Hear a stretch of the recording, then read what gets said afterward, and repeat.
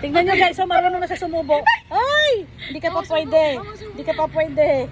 Oh. Yung lasa lang yung lasa. Gigalit.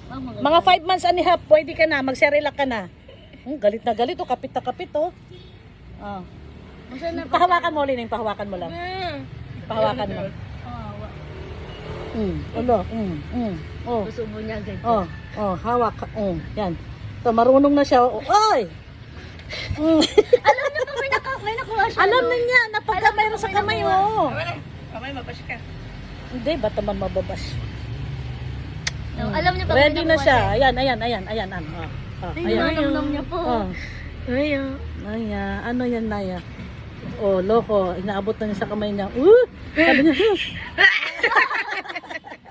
wala na rin siyang nakuha. Oh.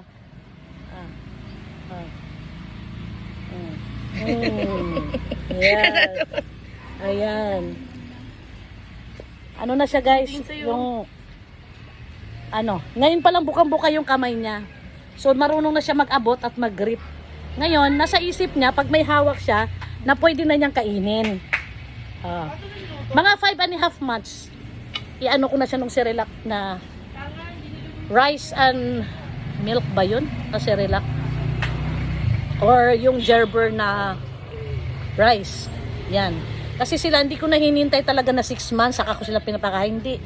5.5 yan. Pero unti lang. Mga, siguro yung kutsarita, 1/2 lang ng kutsarita. Yun. Ganun ko sila inaano. O, minsan, Yun yung unang-una kong pinapatikim, At least rice, di ba? So, pagka pinatikim ko sila ng mga 1/2 kutsarita, tapos hindi naman magtayo, yun, tuloy-tuloy ko na pinapakain niya.